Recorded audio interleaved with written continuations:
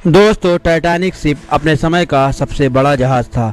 इस शिप का पूरा नाम रॉयल मैट शिप यानी आरएमएस टाइटैनिक था। इस शिप को इस तरह से डिजाइन किया गया था कि इसमें 2224 लोग यात्रा कर सकते थे। इस शिप को बनाने का जिम्मा व्हाइट स्टार लाइन कंपनी को दिया गया था, जो एक ब्रिटिश कंपनी थी, और इसे लगभग 3000 वर्कर की टीम ने मिलकर तैयार किया था।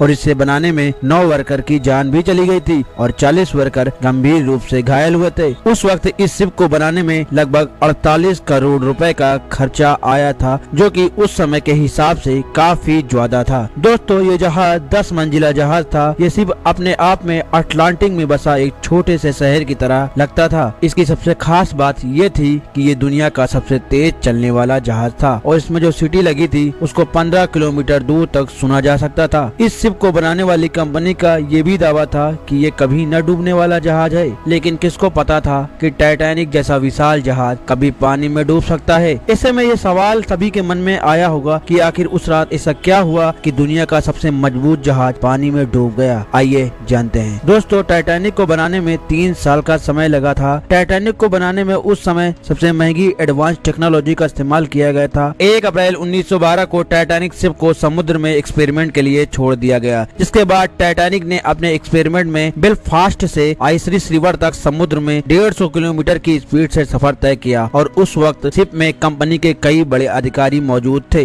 जिसके बाद उसी दिन शाम को 7 बजे बेलफास्ट वापस लौट आया और एक्सपेरिमेंट को सक्सेसफुल माना गया। मैं आपको ये भी बता दूं कि एक्सपेरिमेंट सक्सेसफुल हो जाने के बाद 2 अप्रैल 1912 को टाइटैनिक को यात्रा के लिए ऑफिशियली लॉन्च कर दिया गया और उसी के साथ टाइटैनिक ने इतिहास के पन्नों में अपना नाम दर्ज करा लिया। टाइटैनिक तो अपनी पहली यात्रा से पहले ही ज्यादा पॉपुलर हो चुका था, क्योंकि उस समय टाइटैनिक का मुकाबला कोई और जहाज कर ही नहीं सकता था। टाइटैनिक में ए क्लास, बी क्लास और सी क्लास के रूम मौजूद थे। यात्रा करने के लिए फर्स्ट क्लास का टिकट 2,70,000 का था, सेकंड क्लास का टिकट 1 लाख का और थर्ड क्लास का टिकट 20,000 का था। इसके अलावा टाइटैनिक में यात्री के हर सुविधा का सारा ख्याल रखा गया था। जी हाँ, इसके अंदर एक सुंदर swimming pool, yoga room, expensive cafe with veg non veg खाना, एंटरटेनमेंट के लिए गेम भी मौजूद थे। इसमें नहाने के लिए एक एक्सपेंसिव बाथरूम टर्किश मौजूद था, जो कि काफी ज्यादा लग्जरियस था। इसमें सबसे ज्यादा एडवांस इलेक्ट्रिसिटी सिस्टम भी लगाया गया था। और इतना ही नहीं दोस्तों, फर्स्ट क्लास और सेकंड क्लास के लिए 2 अलग अलग लाइब्रेरी भी मौजूद थी। इसके अलावा टाइटैनिक में फर्स्ट क्लास और सेकंड क्लास के यात्रियों के लिए 4 शिफ्ट भी लगाई गई थी। दोस्तों, टाइटैनिक अपनी पहली यात्रा के लिए पूरी तरीके से तैयार था। इसकी पहली यात्रा इंग्लैंड के साउथहैम्पटन से लेकर अमेरिका के न्यूयॉर्क सिटी तक तय की जानी थी और इसके कैप्टन एडवर्ड जॉनसन स्मिथ थे। वो दिन था 10 अप्रैल 1912 का और समय था रात के 12 बजे का, जब टाइटैनिक अपने 2200 यात्रियों को लेकर रवाना हो चुका था। इस जहाज में कई अमीर लोग मौजूद थे। उस समय का सबसे अमीर व्यक्ति जैकब एस्टर भी इस शिप में मौजूद था। दोस्तों, इस शिप में कई लोग तो ऐसे भी थे जो सिर्फ अपने शौक के लिए इस ट्रिप को कर रहे थे, पर शायद उनको ये नहीं मालूम था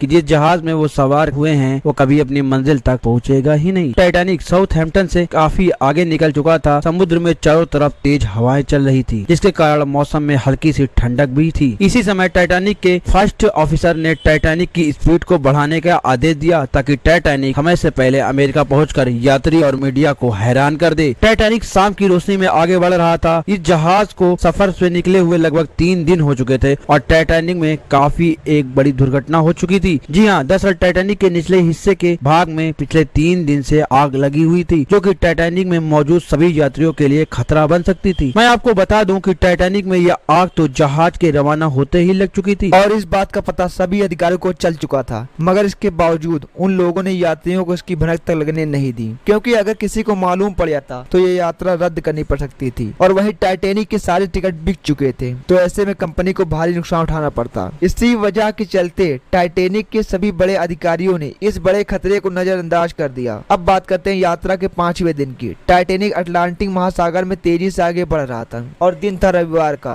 समुद्र में काफी शांति थी, पर आसमान में चांद मौजूद नहीं था। चांद न होने के कारण आसमान में घना अंधेरा छाया हुआ था। शिप के कैप्टन को सामने कुछ भी दिखाई नहीं दे रहा था। वैसे मैं आपको बता दूं कि टाइटैनिक के आइसबर्ग से टकराने से पहले शिप के कैप्टन को कुल 6 चेतावनी पहले ही आ चुकी थी कि रास्ते में कई बड़े बड़े बर्फ के टुकड़े मौजूद हैं, जिससे शिप कभी भी टकरा सकता है। कैप्टन को ये मालूम नहीं था कि टाइटैनिक किसी आइसबर्ग से टकरा जाएगा। जी हाँ, उस रात ऐसा ही हुआ कि कैप्टन को घना अंधेरा होने की वजह से सामने का आइसबर्ग दिखाई नहीं दिया और कुछ ही देर के बाद रात को तकरीबन 11:40 पर जहाज के छठे अफसर जेम्स मॉड के टेलीफोन की घंटी बजी, जिस पर ऑफिसर को ये बताया गया कि रास्ते में एक बड़ा सा आइसबर्ग भी है जिससे उनको बच के रहना है। इसके बाद ऑफिसर ने तुरंत इस बात की जानकारी कैप्टन तक पहुंचाई, मगर वह काफी ज्यादा लेट हो चुका था क्योंकि टाइटैनिक को आइसबर्ग से टकराने में मात्र 35 सेकंड ही बचे थे। आपको बता दें कि जानकारी मिलते टाइटैनिक की पूरी टीम एक्शन में आ गई और इसके बाद सीनियर अफसर ने जहाज को बाईं तरफ मोड़ने और इंजन को बंद करने का आदेश दिया। साथ ही जहाज के ऑपरेटर को जहाज को पीछे लेने का आर्डर दिया था, मगर जहाज की रफ्तार इतनी तेज थी कि उसे पीछे की तरफ मोड़ना काफी ज्यादा मुमकिन था और फिर कुछ ही सेकंड में टाइटैनिक आइसबर्ग से टकरा गया। आपको बता दें कि टक्कर के दौरान शिप का वो हिस्सा आइसबर्ग से टकराया था जिसमें पहले से ही आग लग चुकी थी और आग लगने की वजह से सारा मेटल कमजोर हो चुका था, जिसका नतीजा ये निकला कि टाइटैनिक के निचले हिस्से में छेद होना शुरू हो गया और शिप के नीचे के कमरों में धीरे धीरे करके पानी भरना शुरू हो गया। उस समय टाइटैनिक में मौजूद सभी यात्री लगभग सो रहे थे, मगर इस दुर्घटना के बाद ऑफिसर ने सभी सोए हुए यात्रियों को जगाया और उन्हें लाइफ बोट पर जाने के लिए कहा। दोस्तों,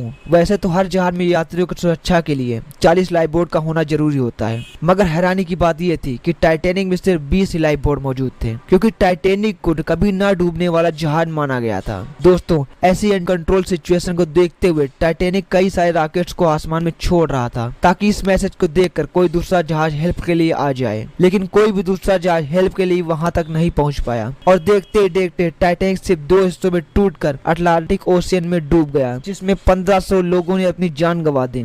तो दोस्तों, आपको हमारा वीडियो कैसा लगा हमें नीचे कमेंट बॉक्स में जरूर आकर बताएं। अगर आपको यह वीडियो पसंद आया हो तो वीडियो को लाइक करें, कमेंट करें और शेयर करें। और हाँ, अगर हमारे चैनल पर नए हो तो चैनल को सब्सक्राइब करें। मिलते हैं अगली वीडियो में, तब तक के लिए जय हिंद, जय भारत।